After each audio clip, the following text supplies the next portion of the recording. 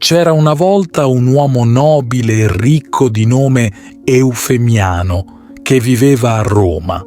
Era conosciuto per la sua generosità e bontà d'animo.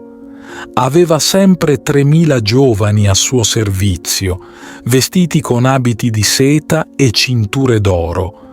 Ogni giorno ospitava alla sua tavola pellegrini poveri, orfani e vedove, mostrando loro grande misericordia. Eufemiano e sua moglie, Egle, erano ormai anziani quando finalmente nacque il loro unico figlio, Alessio. Cresciuto nella virtù e nella fede, Alessio era amato da tutti.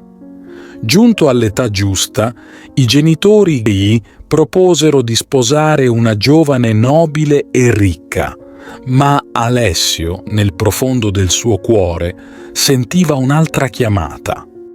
La sera prima del matrimonio, Alessio decise di seguire il suo cuore.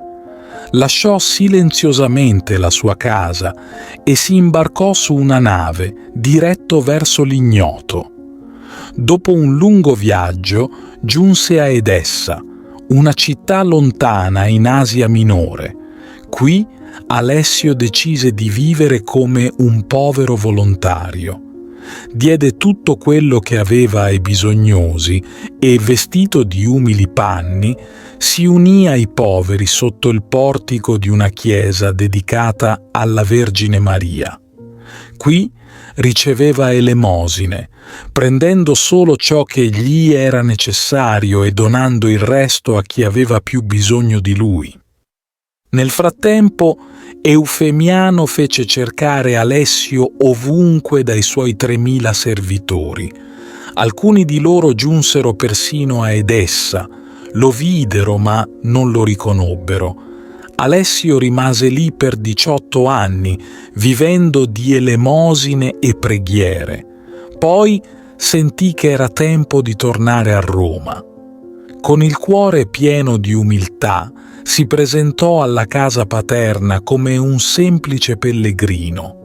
Fu accolto con la solita generosità del padre e ospitato in un umile sottoscala del palazzo, dove visse altri 17 anni, sconosciuto a tutti.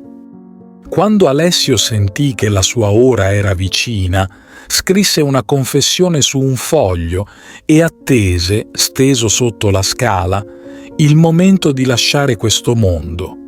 Quel giorno, una voce dal cielo risuonò su tutta la città, chiedendo di cercare l'uomo di Dio che pregava per Roma.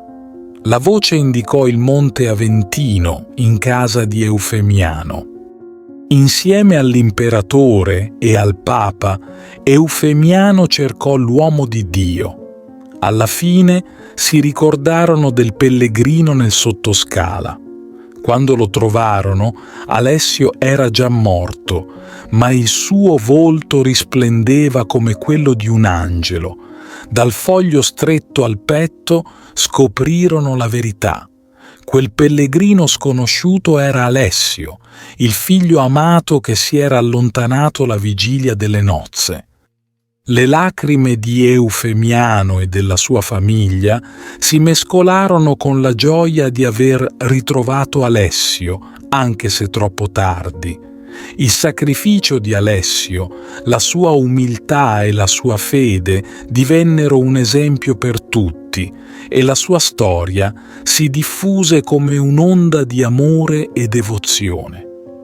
Così Alessio, che aveva scelto di vivere nell'umiltà e nel servizio agli altri, fu ricordato come un santo, un simbolo di fede e amore eterno. Ti invito calorosamente a iscriverti al nostro canale per darci supporto e permetterci di continuare a creare nuovi video che condividono storie ed esperienze ispiratrici.